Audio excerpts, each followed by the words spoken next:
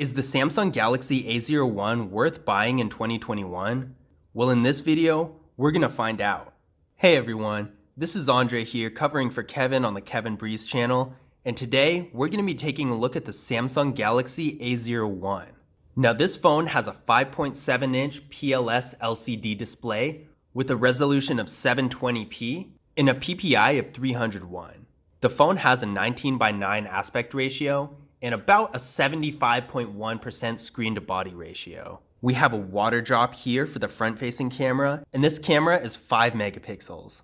This phone does have 16 gigabytes of internal storage with micro SD card expansion. Now honestly, 16 gigabytes might be a little small for some people. This phone has all the apps I use on a daily basis, and it's taking up 72% of the storage. Now personally for me, that's a little much. I would prefer to have a bit more space on my phone. But if this is the case for you, there is an option to expand the storage with a micro SD card and get a little bit more space out of it. Now there's no wireless charging or fingerprint scanner unfortunately, but there is the option to use Face Unlock. I personally wish they would have added a fingerprint scanner to this phone at least, but Face Unlock still is nice to have. Now taking a look at the camera setup, we do have a 13 megapixel rear camera and a 5 megapixel depth sensing camera. So although we're not getting an ultra wide camera here, we do at least have portrait mode. Let's take a look at that camera right now. So here's the regular camera mode right here, and you can also go to portrait mode under live focus. And here you can get that blurred out background, and you can also control the blur of the background with the slider right here.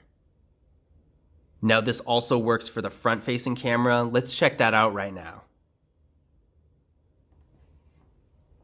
So as you can see, I am in portrait mode and I can control the blur as well. Now internally, this phone is getting 2 gigabytes of RAM with the Qualcomm Snapdragon 439 processor.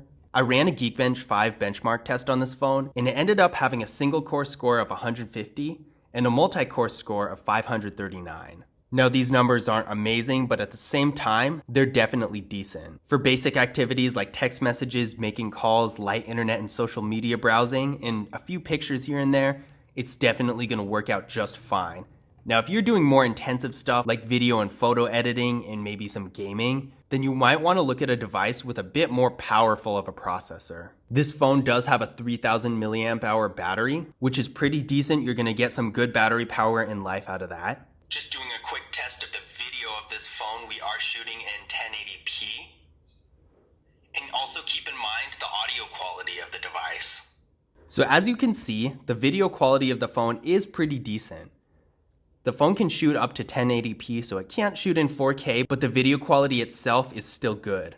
Also keep in mind that although it can shoot in 1080p, the resolution of the phone itself is only 720p, so you're only gonna be able to view the videos in that. Another thing to note is the audio quality of the phone. It wasn't quite as crisp as a high-end phone, but it is still good. Now that we've gone over the various specs of the phone, let's take a look at the hardware. So at the top of the phone, we have a 3.5mm headphone jack, and of course the earpiece and front-facing camera. At the bottom, there's the microphone and the micro USB charging port. Now one thing to keep in mind is this is the international variant of the phone. The US model will come with a USB-C charging port instead of a micro USB charging port. On the left side of the phone, we have the volume up and the volume down button. And on the right side, we have a power button as well as the slot for the micro SD card and the SIM card. On the back, there's a camera setup as well as our speaker right here. I thought it was pretty interesting that the speaker was placed right here. Most of the time, I usually see the speaker placed at the bottom of the phone somewhere, but this one is right here. It doesn't really make a difference, but I just thought it was interesting. There's also the Samsung logo right here. Overall, the quality of the material is very good and it doesn't feel cheap at all. The back is made of a frosted material and there are definitely some fingerprints on it and you really can't see them very much at all. Now that we've gone over the hardware and the specs of the phone itself, let's take a look at what's inside the box. So first, we got a quick start guide right here, a pair of 3.5mm headphones, a micro USB charging cable, and again keep in mind that if you get the US variant of the phone, it will be USB-C instead of micro USB. And if you can see in here, there is a SIM card removal tool, and finally a wall adapter. Now in conclusion, is the Samsung Galaxy A01 worth buying in 2021? Honestly, I can't say this is a bad phone at all, and I don't think you would regret it if you ended up buying it. But there are a few things to keep in mind.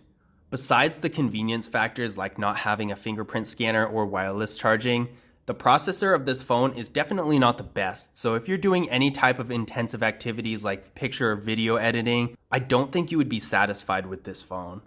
Also, it does have a very small internal storage without the microSD, so you're definitely going to want to keep that in mind.